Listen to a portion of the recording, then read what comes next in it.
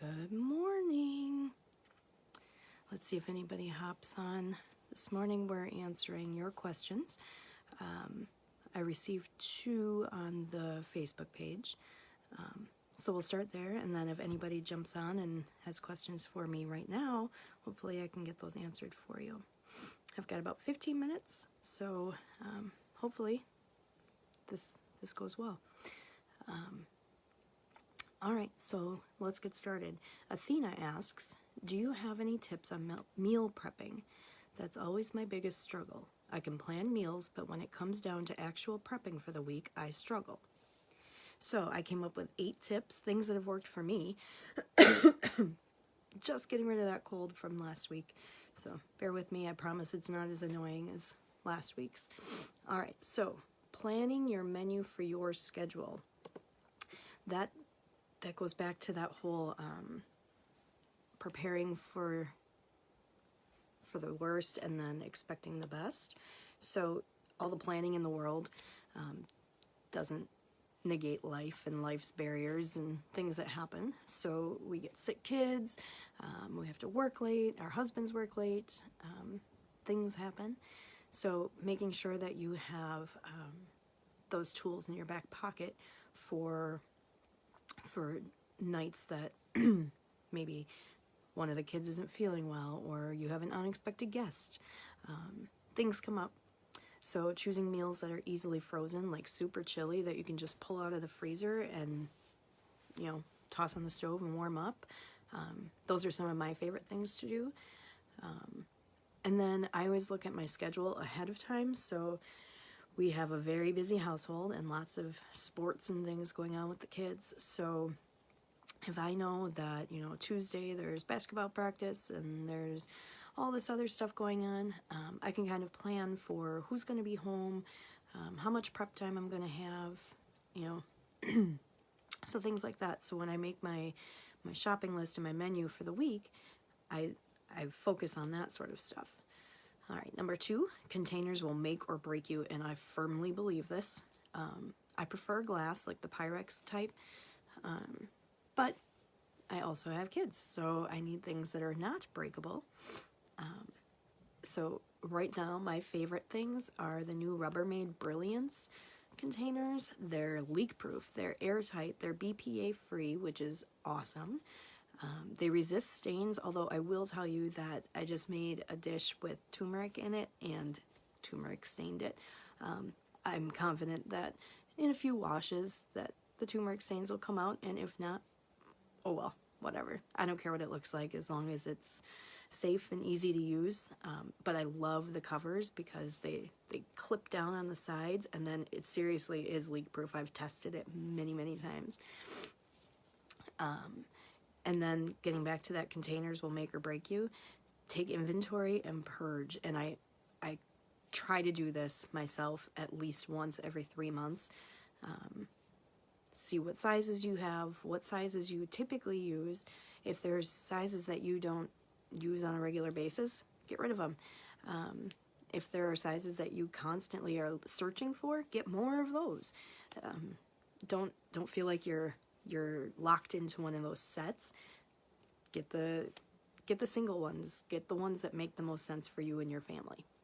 Number 3, stock up on herbs and spices, oils and vinegars, condiments. Keep that pantry stocked with things like plain oatmeal and beans and salsa. Chicken and veggie broth is huge. That can be used for so many things. Some of my favorite things are mustards. I have like one whole shelf in my fridge for mustards. It's an easy way to add variety and flavor to dishes, and it doesn't spoil very quickly. And I mean, frankly, it's a freebie. So there's that. And then keeping your freezer stocked with frozen fruits and veggies, frozen brown rice and quinoa, frozen shrimp and salmon. Those things are easily thawed and used quickly. Okay, so something that I struggle with, sorry, I've got my notes here, is sticking to your list when you're shopping. So I actually will make 3 separate lists. I will do a running list all week long of things that we're out of, things that we need, And then I will combine those things with meal prepping, and I will create meals and create a list that way. And then my third list is actually, I have stores mapped out in my head, and so I know what aisle I'm hitting when I walk in the door, and then my usual route, and I try to create my list as efficiently as possible so that I don't get derailed by, ooh, that looks good, or things that end up in the cart that shouldn't. Leave your kids at home if possible. Now, I've been a single mom. Even not as a single mom, I know sometimes that's just not possible. Kids, they don't go away. You gotta take them. So, things that will help you in your meal prepping are, and making sure that that cart stays on task, are using stores like Festival Foods that have the tot spot. Drop your kids off. It's way cheaper than a babysitter, so you might spend a little more on the groceries, but you'll save money in the long run. Trust me on that one. Make them taskmasters. If they're old enough to walk, they're old enough to get things off the shelf for you. Give them a list of 1 or 2 things in that aisle to search for. Make it a treasure hunt. Make it fun for them. And then go to the grocery stores at the least busy time of day and try to make sure that your kids aren't hungry or tired. And I know that's not always possible, but, just do your best and have a snack in your purse. And then, sorry, slam me if you want, but I'm a huge fan of bribery. Hey kids, we're in the store. I need you on your best behavior so mom can get her shopping done. We'll be in and out in half an hour. And if nothing happens at that half an hour, when we get back in the car, you can listen to your favorite music or whatever that reward is.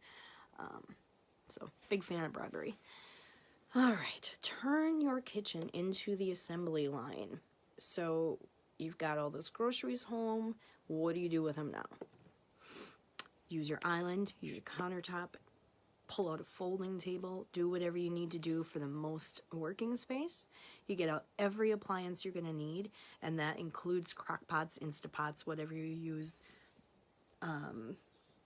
food processors, knives, cutting boards, all of the things that you are going to need to prepare your food. Get it out so you're not searching for it. Set a timer.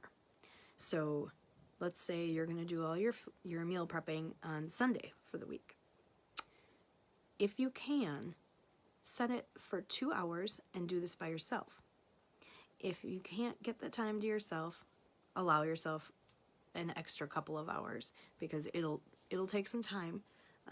But set that timer and then stick to it. It kind of turns it into a competition, and then you're racing against the clock, and hopefully you'll see how much you can actually accomplish in that amount of time. All right, so then, again, if you can't get that alone time, get your kids involved. Give them tasks that they're easily capable of. Washing the vegetables, finding the lids for the Tupperware. Throw on the music, throw on the podcast, throw on the audiobook, and just go to town. That's your me time. You're creating this time for you, for your family, to prepare food for them, and that's an act of love, at least in my book. All right, you're going to learn how to multitask. You're going to use multiple parts of your kitchen at the same time. Your oven, your stove, your crock pot, whatever it is, your microwave, they can all go at the same time. So you're going to learn how to use those all at the same time and make the most use of your time. Hi, Sarah. All right. Variety is key, but keep it simple. So this is number 7. No reason to force gourmet, professional, food quality preparations as much as it would be nice. We don't all have time for that. So you just choose 2 proteins, lots of fruits and veggies, and then recipes that will allow you to mix and match. So examples of this, I put together a 5-day week, so Monday through Friday. The first night you have grilled chicken, a sweet potato, and some roasted Brussels sprouts. The next night you have that frozen chili because something came up, and you pull that out of the freezer. Then the third night You have fish or shrimp tacos with coleslaw made out of those Brussels sprouts, the leftovers, and some beans. The fourth night, you have a meatless night. You have a veggie-filled salad with leftover beans and some quinoa. And then the fifth night, you make a chicken Alfredo. This is something that we like to do in our house a lot, actually. So we'll take all the vegetables, the leftovers in the fridge, and we'll roast them with different spices so it's never the same, which is pretty fun. And then we mix it up with chicken and we make an Alfredo. Hi, Ed. And that's our meal. And actually, we just had this on Friday night. Yeah. And there's leftovers. And I'm so excited to have lunch today because I know I get to have that again.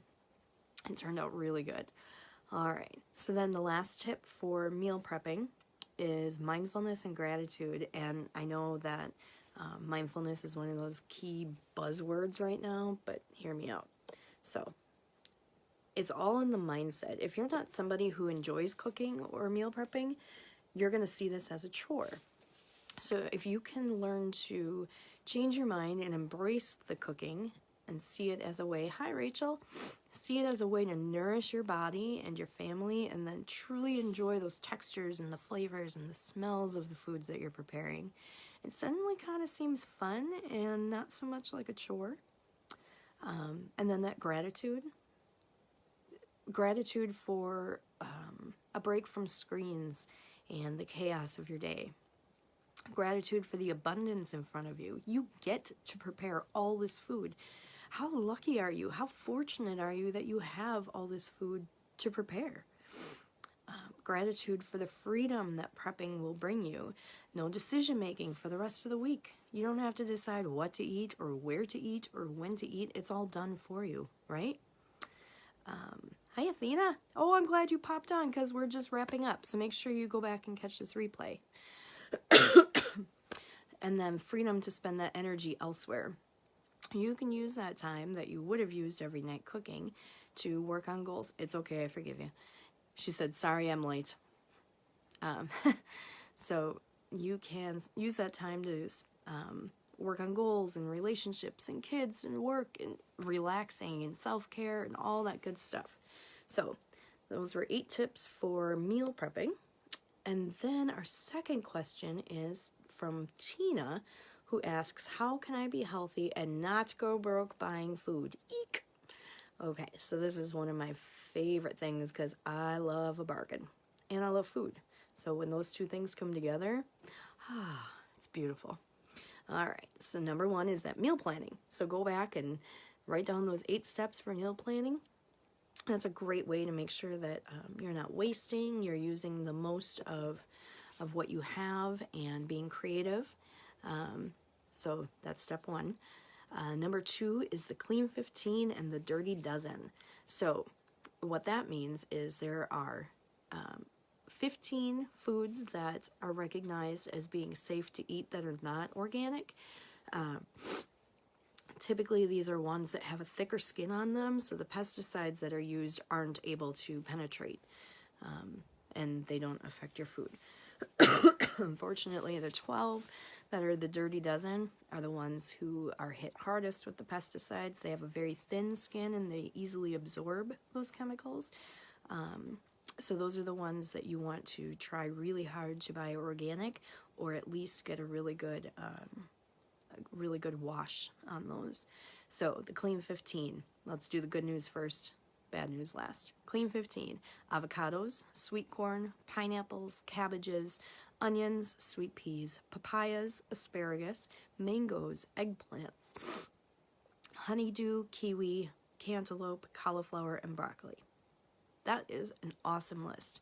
You can buy those and they don't have to be organic. So,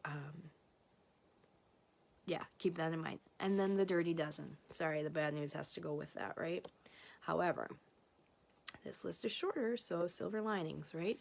All right, Dirty Dozen, here we go. Strawberries, spinach, nectarines, apples, grapes, peaches, cherries, pears, tomatoes, celery, potatoes, and sweet bell peppers. So those things you want to try to buy organically or make sure that you really, really, really wash those pesticides off. All right, so that's a great way to save some money. Next tip, shop for the season. Don't try to buy things that aren't in season. So right now it's winter in Wisconsin, so things that are abundant are winter squashes, potatoes, things that could be stored in a root cellar, so those root vegetables. Use those to your advantage. Those beets and parsnips and turnips. They're really, really good, and they're in season, so now's a good time to buy those. If that's not your thing, if root vegetables aren't your thing, that's totally fine. Frozen foods are just fine. Those frozen fruits and veggies, because they're actually picked at their peak ripeness, and then they're flash frozen, so all the nutrients are still in there. When you buy canned things, there's processing involved. There's salt and things added, not to mention the chemicals from the cans themselves. So I'm a big fan of frozen, and they're cheaper. Love cheap. All right, so you can use frozen fruit in your smoothies. You can put it on your oatmeal. You can just let it thaw a little bit and eat it that way. Frozen veggies can be used in a plethora of ways, so do that. All right, next tip is shop the uglies. We have become so accustomed to how an apple is supposed to look, or a tomato, or things like that. If you go back into history and you look at the vegetables and fruits that grow naturally without pesticides and other chemicals, that's not how our food looked 50, 60, 70 years ago. So don't be afraid to get the ugly food, because chances are those are the ones that haven't been hit with the pesticides. They're non-GMOs. They're probably not genetically modified to look perfect or to be bigger than what they're supposed to be. Yeah, so dig around for those ugly fruits and vegetables. Those are the ones that will save you some money and health as well. Don't be afraid to buy off-brand. Aldi is my favorite place to shop. I love that they have very little overhead cost, and so that keeps their costs down for consumers. And it's almost harder to find things that aren't organic there than it is to find the opposite. And there are significant savings. So if you don't have an Aldi near you, find a store that is very similar, Trader Joe's, something like that, where you can go and buy organic foods. And I know some of the bigger box stores are starting to get on board with organic food selection. And if that's where you shop, that's great. Just look for those deals, look for things on clearance. Buy the off-brands. They're just as good, I promise. All right. Number 6, go meatless a few times a week. Meat is really expensive. It has a place in this world. This isn't a vegetarian versus carnivore debate.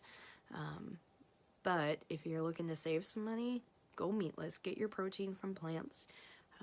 There's lots of cookbooks and Pinterest recipes and things on Facebook to make sure that you're getting all the nutrients you need. And if you're looking for some really good meatless recipes, I can definitely help you with that. Shoot me a message and we'll get you some of those. All right.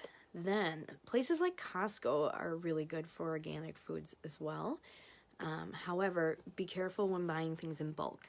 So this is a great way to save some money if you're only buy in bulk if you're sure that you can use it or store it safely, the excess, or share. Like, take your friend with you to Costco, share that membership, split a box of oranges or whatever it is that you're going to buy.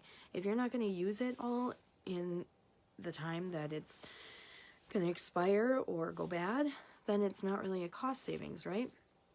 So if you want to go buy a bag of apples and you know you're not going to use them, either freeze them, prepare them and freeze them, or share them with a friend. Good way to save money. Also, stay away from those pre-cut and pre-washed vegetables and fruits. Do the work yourself and save some money there. It's, it takes a little bit of time, but essentially, if you cut your own vegetables and fruit, you're going to save money in the long run. All right, so next step, grow your own. Herbs are really easy to grow in your windowsill, and then you can just pluck some basil or pluck some cilantro or chives or whatever it is that you're using right there in your own kitchen. And it's fun for the kids to get involved in that too. A lot of veggies regrow really well too. There's a lot of videos on YouTube that show you how to do that, but things that I've done are green onions, and in fact, I do that every single time, and I just keep reusing them until they kind of turn brown because I forget to put water in there or whatever. I'm not a plant person. But celery and avocados and things like that are really easily regrown. So get on YouTube and look for some videos on how to do that. That's a great way to save some money. And then, when the weather is right, wherever you are, get outside and garden. Even if you just plant things in pots, the cost of a pack of seeds is substantially cheaper than going to the store and buying those vegetables that you get to use once. All right, so then you're going to start a meal exchange with others around you. So this is kind of back to that meal prepping, but you invite friends or neighbors or whoever. So everybody brings ingredients for one meal. Somebody brings meat, somebody brings vegetables, somebody brings herbs and spices, whatever it is, however you want to divvy that up. So then you're going to prep multiple meals with all of those ingredients, and then you split them up and take them home. So you're buying ingredients for one meal, and then you're creating multiple meals that you get to take home. What better way to save money than that? All right, so the last one is very similar to Athena's question, but changing your mindset. So here's something that I'm very passionate about, and I'll tell you right now that it took me a long time to figure this out and to buy into it. But now that I've seen results, not only with myself but with others, this is my truth. This is what I firmly believe. Food is medicine, and if you can change your mindset to nourishing and fueling your body to avoid disease and dysfunction, you are going to save money in the long run. If you think of a hospital bill or your doctor bill, in comparison to a few extra bucks buying the organic foods, the safer foods, the healthier foods, you can't even compare it. It's so much cheaper to take care of your health now than to try to take care of it later.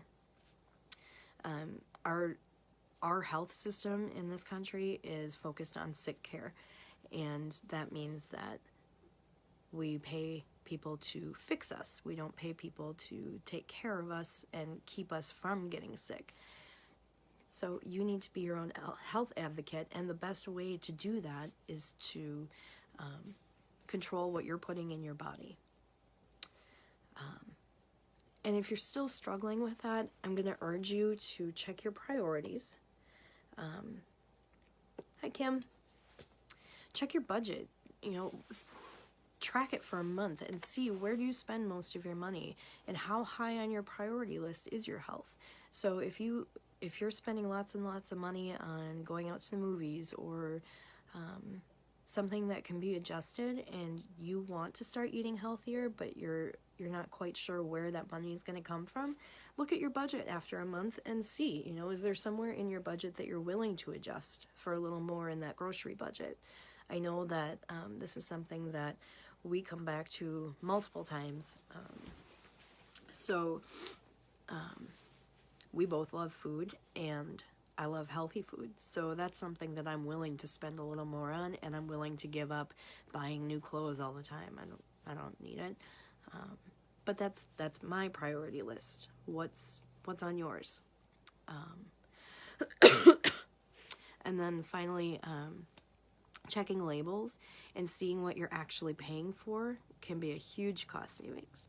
So if you look at that label and you see a bunch of chemicals, things that you can't pronounce, additives, artificial sweeteners, is that what you want to be paying for, or do you want to pay for food?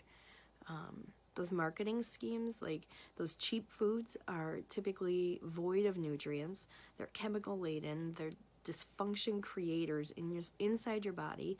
Those additives and fillers, they're full of sugar to get you hooked, which means that when you're eating them, you never really reach that full status, and it leaves you wanting more. And there's tons of research out there that shows how addictive sugar is.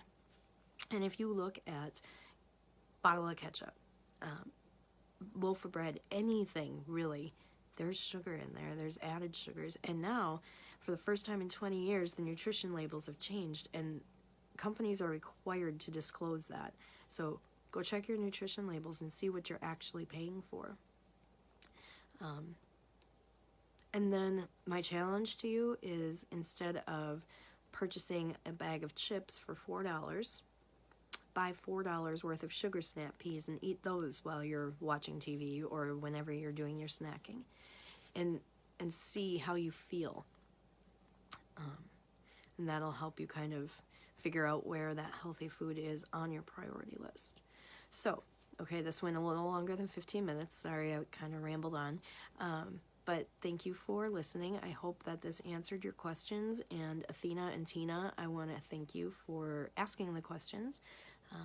If you would like more information, feel free to reach out to me on Facebook. Email info@sheboyganhealthcoach.com, or my website, Sheboygan Health Coach. What is my website? SheboyganHealthCoach.com. Yeah. All right. So enjoy the rest of your day. It's Sunday. There's football or something going on, right? All right. And we'll talk soon. Bye-bye.